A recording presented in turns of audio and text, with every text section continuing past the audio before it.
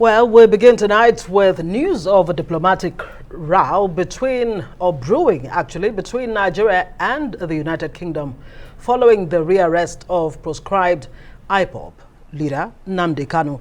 Arise News has obtained exclusive video of Kanu during his arraignment, and our investigations reveal that Nigeria is concerned about the circumstances under which Kanu was able to obtain a British passport that enabled him to travel internationally.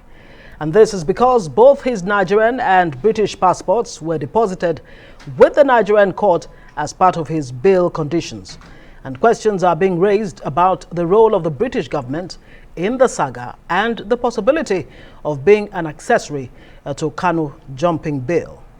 And contacted by our sister publication THISDAY, officials of the British High Commission in Nigeria say they're waiting for details from their home government. Well, security sources confirm that the possession of a British passport enabled Kanu to travel internationally, mobilizing funds to arm the Eastern Security Network (ESN), which is accused of killing more than 100 people, including police and military officers. Kanu is also said to maintain a lavish lifestyle. According to sources, he was arrested wearing a designer suit valued at about $10,000. Arise News sources disclosed that Kanu's arrest followed directives from President Muhammadu Buhari to the Department of State Service (DSS) and the National Intelligence Agency (NIA) to track and arrest him. The president asked that he be provided confidential weekly briefings. Kanu is said to have been arrested in Addis Ababa before he could travel back to the UK. And the proscribed indigenous people of Biafra says no harm must be done to their leader Nnamdi Kanu. Well, the group is alleging that Kanu was kidnapped by the agents of the government and is promising to expose details of his abduction. It says it will not be intimidated into backing out of the struggle despite the arrest of its leader. All right, for more on this, let's turn to Pelumi Olajengbesi, principal partner, Law Corridor, and Sumner Sambo, a political editor in our offsite studio, will be joining us shortly. We'll start first with Olajengbesi right here in the studio. Thank you so much. Thank you. You'll be giving us the legal perspective and help us really understand this. Help us understand what the law, the Nigerian law, says about trial in Nigeria of a British citizen who is also Nigerian, of course in the case of Nnamdi Kanu, and was arrested outside Nigeria and brought to Nigeria to stand trial. Is there any legal process or proceeding on this issue? Yeah, there are legal implications and legal procedure to carry out such an arrest or such prosecution when you have such a situation like we have in Nnamdi Kanu. Now, the thing is that you will recall that Nnamdi Kanu was actually going through trial before he escaped from the country. And it means that he was granted bail, and later he escaped and jumped the bail. But the essential thing now is that he has been returned back to the country. Ordinarily, for you to bring Nnamdi back to the country from wherever he is, there are certain procedures that must be followed. But if you look at the circumstances of the information we have available in the press and all of that, we understand that he was arrested on Sunday and he was returned same Sunday to Nigeria. It is not possible for the Nigerian government under any law to successfully get anybody extradited back to Nigeria within 2 days. Because if you look at the UK law, as per extradition, there are procedures. Nigeria as a country falls under the category 2 type B of countries and such countries in that category, before you can take someone who has committed a crime in your own country from the United Kingdom, there are certain procedures you must follow. And the procedure has to do with arrest of the person by the UK government, and there must be proper extradition trial, what they call extradition hearing. There's a pre-hearing and the proper hearing. And in a case that has to do with a country like Nigeria or other countries within the category 2 type B, such a country must show a prima facie evidence that the particular crime alleged that has been committed was actually committed. So, but there are some other countries who have stronger relationship with the United Kingdom that even without a prima facie evidence, you can just approach them and they do the hearing processes. Because also, the law also require under the extradition law of the United Kingdom that the person who is about to be extradited must be asked question. He must consent to the process, and if he's not consenting to the process, the extradition hearing must be properly done in an open court. So there is no way the Nigerian government can successfully carry out that process without taking like a month, 2 months, 3 months, and it has to be in public domain. The fact is, based on what we're getting, that he was actually arrested in Ethiopia. Not UK. And, and not the UK. So would this apply in the case where he was arrested outside of the UK? Yeah, if he was arrested maybe in Ethiopia, or probably someone even said this evening that he was probably arrested in Kenya. Now, the fact is that if you are in another country and you are about to be taken by another country into another country, now he got into Kenya with what international passport? If he got into Kenya with the British international passport, it means that when he's in Kenya or when he was in Ethiopia, he was actually a British citizen visiting that country. So it means that before the Kenya government, regardless of the nature of relationship, even I think we're talking about Ethiopia, not even Kenya.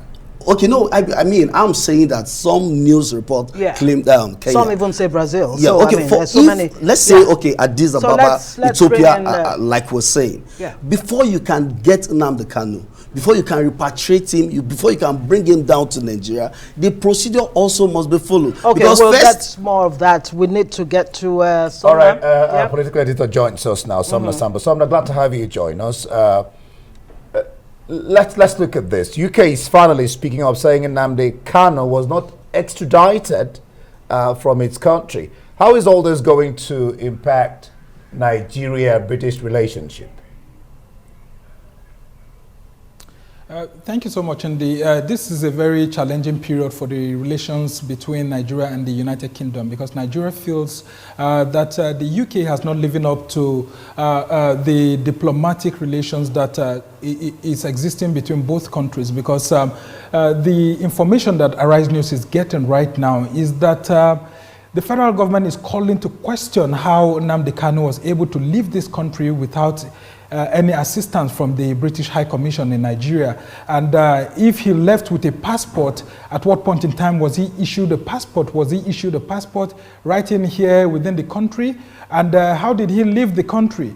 And from all of this, the information available at the moment is very sketchy. But I can tell you that the Nigerian government is very, very angry at what has been happening, especially with the recent information that was rolled out by the British authorities, saying that IPOB members could actually apply for, immunity.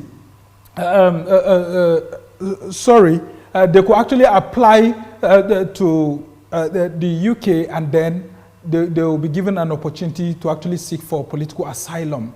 And in trying to seek for that political asylum, the UK authorities had outlined these processes.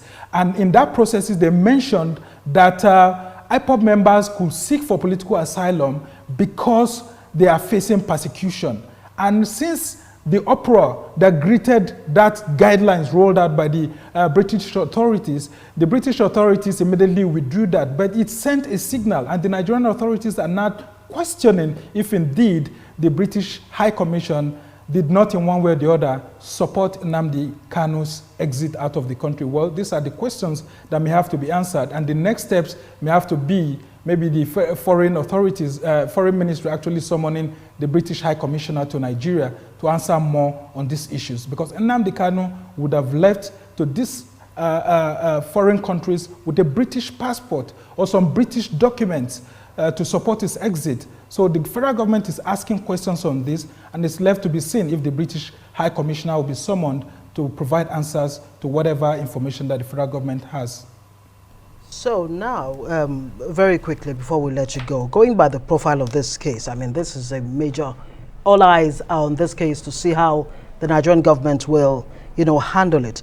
Do you think the judiciary has the capacity to effectively manage this kind of high-profile, political case?